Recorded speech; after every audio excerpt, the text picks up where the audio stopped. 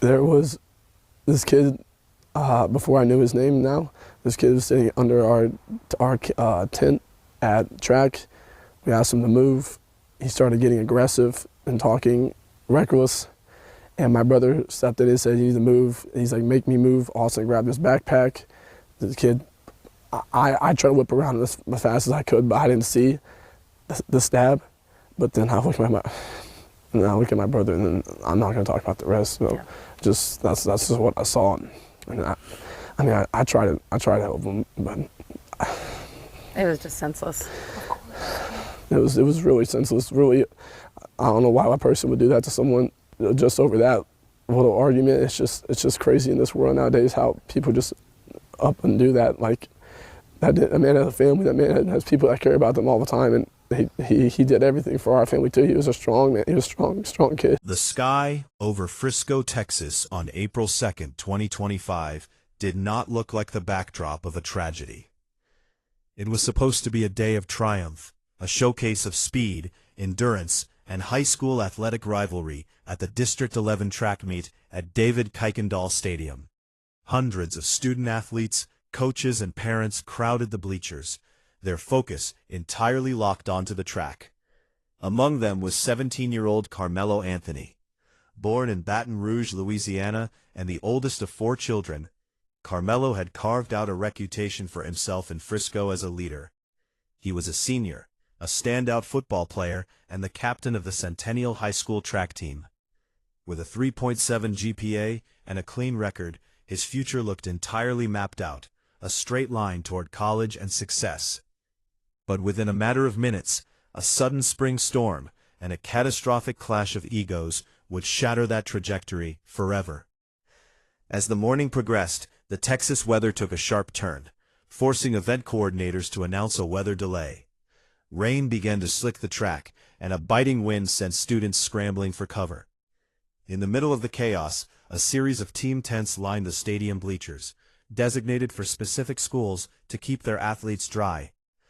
Looking for shelter, Karmelo Anthony walked up the stadium stairs and stepped under a tent belonging to a rival school, Frisco Memorial High School. To the teenage athletes huddled inside, he was an outsider encroaching on their territory. To Karmelo, it was simply a place to escape the elements. He sat down on the metal bleachers under the canopy, pulling his heavy backpack onto his lap, completely unaware that his presence had instantly sparked irritation among the Memorial athletes. It didn't take long for the tension to boil over. Austin Metcalf, a 17-year-old junior and football player for Memorial, noticed the unfamiliar athlete standing in their team space. Accompanied by his twin brother Hunter, Austin approached Karmelo. Eyewitnesses later testified that the initial interaction was tense but entirely verbal. Austin asked Karmelo multiple times to leave the Memorial team tent, questioning why someone from an entirely different school would refuse to move. Karmelo, however, stood his ground, digging his hands deep inside his open backpack. According to trial testimony from nearby students, the verbal sparring escalated rapidly. Witnesses recalled Karmelo refusing to budge and issuing a direct, ominous warning to the teenagers surrounding him: "Touch me and find out." The atmosphere under the plastic canopy shifted from a typical high school dispute to an active threat matrix. Austin Metcalf, visibly frustrated and expecting a typical teenage fistfight, stepped closer. He reached out with both hands and pushed Karmelo by the shoulders, a shove that witnesses later characterized as an in-between force meant to physically evict him from the tent. But what happened next took place in a fraction of a second, completely defying what anyone expected in a safe, affluent suburban community. Karmelo reacted to the physical contact by plunging a 5-inch folding pocket knife directly into Austin's chest. The blade struck with immense force, cutting through tissue and piercing the junior's heart. The immediate aftermath was defined by a horrifying, collective shock. Austin staggered backward, falling down the metal bleachers onto his back, before managing to stand back up. He lifted his athletic shirt, revealing a chest covered in deep crimson blood, and repeated a phrase that would haunt the stadium: "I think I got stabbed." While coaches, athletic trainers, and student athletes began screaming and frantically trying to administer aid, Karmelo Anthony didn't look back. He grabbed his bag, fled down the bleachers, and ran out into the rainy stadium grounds, leaving behind a scene of absolute pandemonium. Within minutes, paramedics would be frantically performing CPR on an unresponsive Austin Metcalf, while police cruisers flooded the school complex to hunt down a student-athlete turned primary murder suspect. The sound of driving rain against the metal bleachers was quickly swallowed by a chorus of panicked screams. Underneath the Frisco Memorial team tent, a chaotic circle formed around 17-year-old Austin Metcalf, who was now collapsing into the arms of his horrified classmates. As athletic trainers and coaches raced up the stadium stairs, desperately tearing off shirts to apply direct pressure to the massive wound in Austin's chest, the focus of the stadium security team shifted toward the boy who had delivered the blow. Karmelo Anthony was already on the move. Clutching his heavy backpack against his chest, he navigated through the maze of fleeing students and frantic spectators, his heart hammering against his ribs. The affluent, manicured world of Frisco, Texas, had completely unraveled in a span of less than 60 seconds. Outside the stadium gates, the flashing red and blue lights of Frisco police cruisers began to cut through the gray afternoon haze. Dispatchers were receiving flooded calls from terrified parents and students, with initial reports confusing the incident with an active shooter situation. Police officers, armed and alert, entered the stadium grounds on high alert, scanning the crowds of fleeing teenagers for a suspect matching the description of Centennial High School's track captain. Karmelo, however, wasn't hiding. As the initial adrenaline rush began to give way to the staggering weight of what he had just done, he made a decision that would heavily dictate the legal landscape of his case. He approached a group of responding officers near the field house, his hands visibly trembling and empty. With his hands raised, Karmelo surrendered to the police without further incident. But as the handcuffs clicked tightly around his wrists, the young athlete began to speak, utterances that were captured clearly on the officers' body-worn cameras and would later become crucial pieces of evidence in a capital murder trial. "I was protecting myself," Karmelo repeated frantically to the officers as they escorted him toward a waiting patrol vehicle. "They swarmed me. There were too many of them." Even in those first chaotic minutes of detention, Karmelo was already trying to frame the narrative around survival. He looked at one of the securing officers, his face pale, and asked a desperate question. "Is this considered self-defense? They attacked me first." While Karmelo was being placed into the back of a police unit, the scene back under the bleachers turned grim.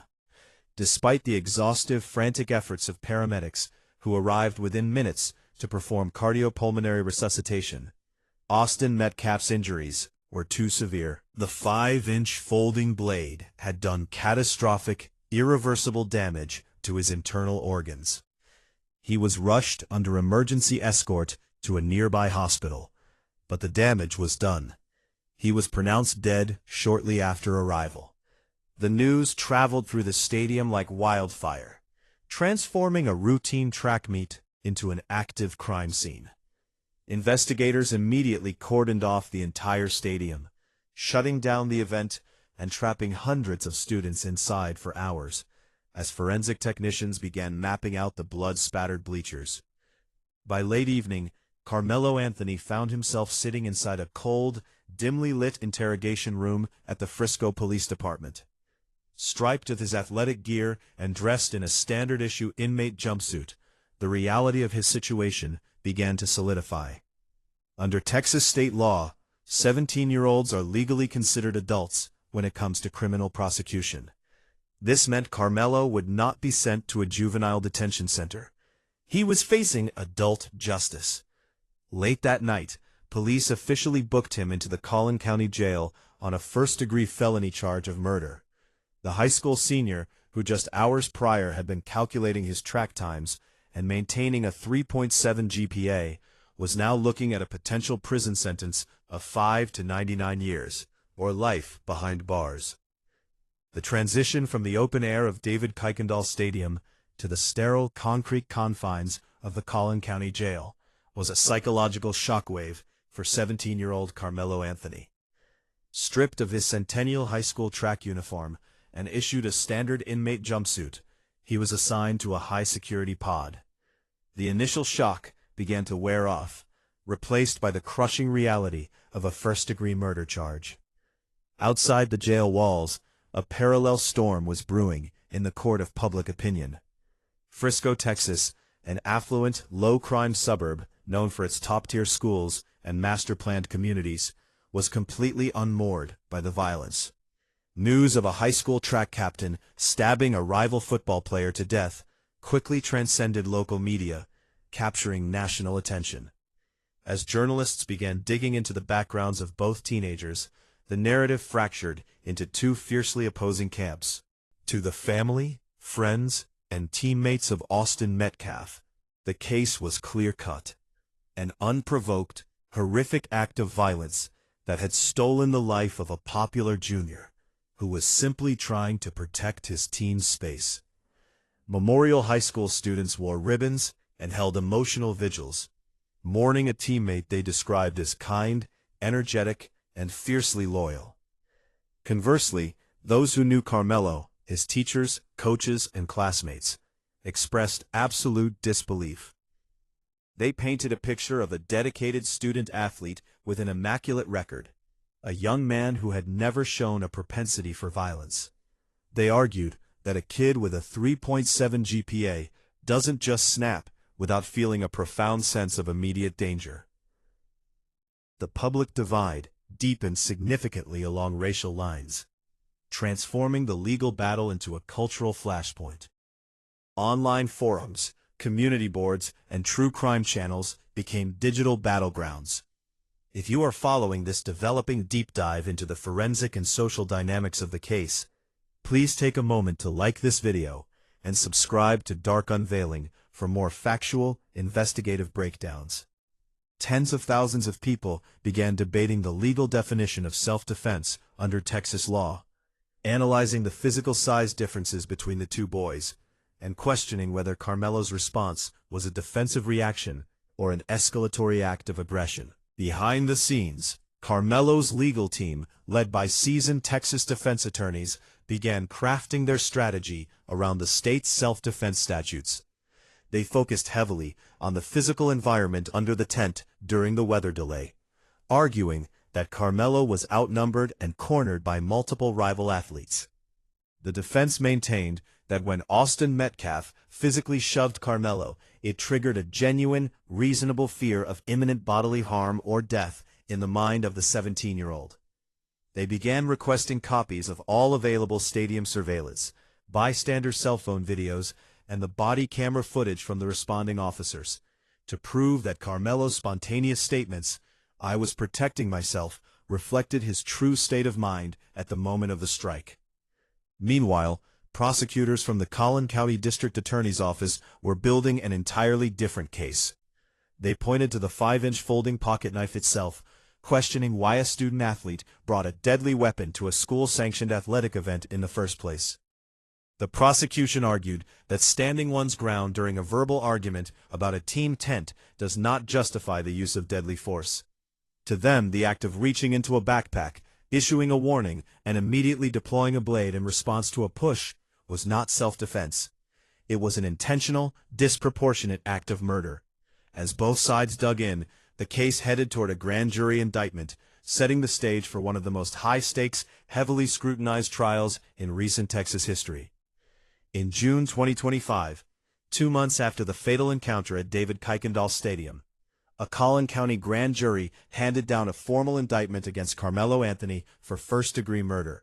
The legal machinery was moving forward rapidly, but the immediate battleground shifted from the merits of the case to a crucial question of freedom: whether a 17-year-old facing a life sentence should be allowed to await trial from his family home or remain behind bars. Anthony's initial bond had been set at a staggering $1 million, a sum entirely out of reach for his family, ensuring he stayed confined within the Collin County Jail. His defense team immediately filed a motion for a bond reduction, setting up a high-stakes hearing before State District Judge Angela Tucker. During the proceedings, the defense presented a starkly different portrait of the defendant than the one painted by prosecutors. They highlighted his unblemished juvenile record, his strong ties to the community, and his academic dedication, noting that despite being incarcerated, he maintained a 3.7 grade point average. Character witnesses testified to his leadership roles and nonviolent history, arguing that he posed zero flight risk or danger to the public. To the surprise of many courtroom observers, Judge Tucker granted the motion, lowering the bond from $1 million to $250,000. In addition to the financial reduction, the court imposed strict conditions. Anthony was placed under mandatory house arrest, ordered to wear a GPS ankle monitor, and barred from entering any school property or contacting any witnesses involved in the case. Within days, his family secured the necessary funds for his release, and Anthony walked out of jail and back into his family's residence. The judge's decision ignited an immediate, ferocious backlash across Frisco and the broader Dallas-Fort Worth metroplex. For the family and supporters of Austin Metcalf, the bond reduction felt like a betrayal and a minimization of a young life lost. Protesters gathered outside the Collin County Courthouse, carrying signs demanding justice for Austin and questioning why a defendant charged with a violent first-degree felony was permitted to return home. The local media covered the escalating outrage nightly, showcasing a community deeply fractured by the legal system's handling of the tragedy. Inside the Anthony home, the atmosphere was one of isolation and intense scrutiny. While the community outside debated his freedom, Karmelo was completely cut off from the traditional milestones of his senior year. He was strictly forbidden from attending Centennial High School's campus, meaning he missed his final track season, senior prom, and daily interactions with his peers. Instead, he completed his remaining high school credits via remote learning from a computer in his living room, his every movement tracked 24/7 by the black plastic band around his ankle. The straight line toward college and athletic success had officially transformed into a waiting game inside a suburban home, with the looming threat of a lifetime in an adult prison dominating every single day. While Karmelo Anthony remained confined within the walls of his family home, the legal battle shifted heavily into the digital space and the local administrative offices. As May 2025 approached, the traditional end of the school year brought a new point of contention: graduation. Karmelo had successfully completed all his necessary academic requirements through remote learning under house arrest, maintaining his strong GPA despite the psychological weight of an impending murder trial.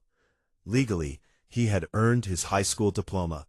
However, the Frisco Independent School District faced immense pressure regarding whether he should be permitted to participate in the formal commencement ceremony alongside his classmates. The debate over the graduation ceremony quickly became a public relations minefield. Supporters of Austin Metcalf argued fiercely that allowing a student indicted for first-degree murder to walk across the stage would be an insult to the memory of the deceased junior. Online petitions circulated, demanding that the school district bar Karmelo from any public celebration. Conversely, advocacy groups and family supporters argued that he had not yet been convicted of any crime, and preventing him from receiving his diploma in person violated the principle of the presumption of innocence. Ultimately, school administrators made the decision to bar Karmelo from the physical ceremony to ensure safety and prevent disruption, arranging instead for his diploma to be delivered quietly to his home. As the summer of 2025 transitioned into the fall and early 2026, the legal teams deep in discovery began analyzing the technical and forensic breadcrumbs of that rainy afternoon. The prosecution focused heavily on the weapon itself. Forensic analysis of the 5-inch folding pocket knife showed that it was fully functional and readily accessible within Karmelo's backpack. Prosecutors argued that carrying such a weapon to a school-sanctioned athletic event demonstrated a premeditated willingness to use force. They compiled text messages and social media data from the phones of the students present under the tent, attempting to establish a timeline that proved Karmelo was the aggressor who chose to escalate a verbal dispute into a fatal encounter. The defense team, however, focused their forensic efforts on the dynamics of the confrontation itself. They hired accident reconstruction experts and biomechanical engineers to analyze the spatial layout under the Memorial High School tent. By mapping out the positions of Austin Metcalf, his twin brother Hunter, and the other Memorial athletes, the defense sought to visually demonstrate the concept of disproportionate numbers. They argued that a 17-year-old sitting down on a bleacher, suddenly surrounded by multiple larger football players demanding he leave, experienced a legitimate textbook definition of a threat environment. Cell phone video fragments captured by bystanders were stabilized and analyzed frame by frame to show the exact moment Austin's hands made contact with Karmelo's shoulders, establishing the physical trigger for the defense's self-defense claim under Texas law. As the calendar turned to 2026, the legal positioning between the Collin County District Attorney's Office and Karmelo Anthony's defense team reached a critical bottleneck. The case had entered the deep discovery phase, where every piece of digital evidence was laid bare, and both sides began to realize that the outcome of a first-degree murder trial would rest entirely on how 12 jurors interpreted a single chaotic window of 3 seconds. In Texas, the legal threshold for using deadly force in self-defense requires that the actor reasonably believes the deadly force is immediately necessary to protect the actor against the other's use or attempted use of unlawful deadly force. The prosecution used this specific statutory language to sharpen their attack. They argued that a simple push to the shoulders, common in high school verbal altercations, could never be reasonably interpreted as unlawful deadly force. To bolster this point, prosecutors focused heavily on the digital breadcrumbs left behind on the cell phones of students who had been huddled under the Frisco Memorial tent. Text messages sent in the immediate aftermath of the stabbing revealed a locker room culture shock. Classmates expressed absolute bewilderment that a dispute over teen territory had crossed the line into a fatal stabbing. The state argued that by carrying a 5-inch folding knife onto school property, a direct violation of district policy, Karmelo had already introduced a deadly element into an environment where it did not belong, thereby forfeiting his right to claim he was an innocent victim of circumstances. The defense, conversely, leaned heavily into the psychological reality of the confrontation, preparing a narrative that focused on the perception of a threat. They argued that a reasonable person's fear cannot be evaluated in a vacuum. Karmelo's legal team prepared to introduce expert testimony regarding swarming dynamics, aiming to show how a teenage brain processes a sudden, multi-person confrontation in an enclosed space like a stadium tent during a storm. According to defense filings, Karmelo was sitting down, physically lower than Austin Metcalf and his twin brother, who stood over him. The defense maintained that the physical push from a larger varsity football player, backed by a crowd of teammates, created a claustrophobic, high-stress environment where a 17-year-old could genuinely believe he was about to be severely beaten or trapped. While the lawyers traded motions in the courthouse, the public obsession with the case grew, fueled by the stark contrast between the two families' public realities. The Metcalf family, maintaining a dignified presence at local memorials, continued to advocate for justice, ensuring that Austin's memory was not overshadowed by the complex legal maneuvers of the defense. Meanwhile, online legal defense funds for Karmelo continued to accumulate capital, drawing contributions from individuals across the country who viewed his prosecution as an overreach of adult criminal liability for a teenager who reacted in fear. The case had transformed from a local tragedy into a national case study on the limits of self-defense, juvenile justice, and suburban violence, leaving the entire community of Frisco waiting on a knife's edge for the announcement of an official trial date. The legal maneuvering and pretrial posturing finally met their day of reckoning on June 1, 2026. After more than a year of intense public debate, strict house arrest, and cascading community tension, the first-degree murder trial of now 19-year-old Karmelo Anthony officially commenced in a Collin County courthouse. The high-profile proceedings drew immense crowds of demonstrators, journalists, and anxious residents to the building. To preserve order and prevent the courtroom from turning into a media circus, State District Judge John Roach Jr. implemented strict security protocols, including a total ban on broadcast cameras and heavy restrictions on electronic devices. The community stood on the precipice of finding out exactly how the legal system would handle a tragedy that had permanently altered two Texas families. The trial's opening phase exposed the deep underlying societal fractures that had simmered since the afternoon of the stabbing. Jury selection began with a massive pool of nearly 600 prospective jurors, which attorneys painstakingly narrowed down based on detailed 3-page questionnaires. By June 3rd, the final 12-person panel and its alternates were seated. But the composition of the bench immediately triggered a fierce legal battle. The final jury contained 0 black members, a fact that prompted a sharp Batson challenge from Karmelo's defense team. Defense lawyers accused prosecutors of systematically and improperly striking the only 3 remaining black prospective jurors, all of whom were female educators, from the final pool, arguing they were treated differently than similarly situated white jurors. The prosecution fiercely rejected the accusation, presenting a race-neutral justification. They routinely struck educators who oversaw school-aged children due to potential biases regarding high school dynamics. Judge Roach ultimately accepted the state's explanation, overruling the defense's challenge and allowing the strikes to stand. The final panel, composed of 11 women and 7 men including alternates, took their seats to decide the fate of the young black defendant. On June 4, 2026, opening statements delivered an intense emotional shockwave through the packed courtroom.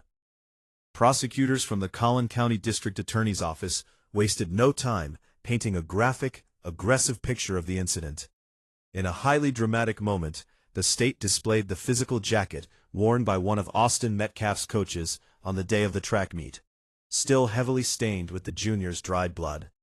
The prosecution argued that Karmelo was an armed aggressor who chose to bring a deadly weapon into a peaceful school environment, entirely escalating a minor teenage dispute into an unprovoked act of murder. The defense countered with equal force, anchoring their narrative firmly in the realities of self-defense. Karmelo's lead attorney, Mike Howard, emphasized that Centennial High School did not have its own tent set up during the chaotic storm delay, making it entirely logical for a cold, wet student to seek basic shelter. Under cross-examination, the defense pressed Coach Redman on this detail, securing an admission that it made logical sense for an athlete to seek cover wherever available. As the first day of testimony drew to a close, prosecutors played the harrowing 911 call recorded in the immediate aftermath under the tent. The courtroom filled with the sound of desperate screams, chaotic background noise, and the haunting voice of the coach repeatedly begging, "Stay with me, Austin." The raw audio left an undeniable, heavy impression on the jurors as they filed out of the room, setting a high-stakes, deeply somber tone for a trial projected to span at least 2 weeks. As the first full day of testimony drew to a close in the Collin County courtroom, the reality of the legal battle came into sharp focus. The trial of Karmelo Anthony is no longer just a local tragedy or a social media debate. It is an active judicial reckoning, with the state presenting graphic evidence and the defense digging firmly into a strategy of split-second survival. The fate of the 19-year-old hangs entirely on how a newly seated 12-person jury balances the razor-thin line between fear and criminal intent. The community of Frisco, Texas, remains deeply divided as the trial is projected to unfold over the next 2 weeks. There are no winners in this story, only a family mourning a life violently cut short, and another watching a young man's future hang in the balance under the threat of up to 99 years or life in an adult prison. As the court prepares to hear from eyewitnesses, forensic analysts, and potentially Karmelo Anthony himself, the nation watches to see how justice will be defined for a fatal encounter that shattered the peace of a suburban track meet. Case status notice.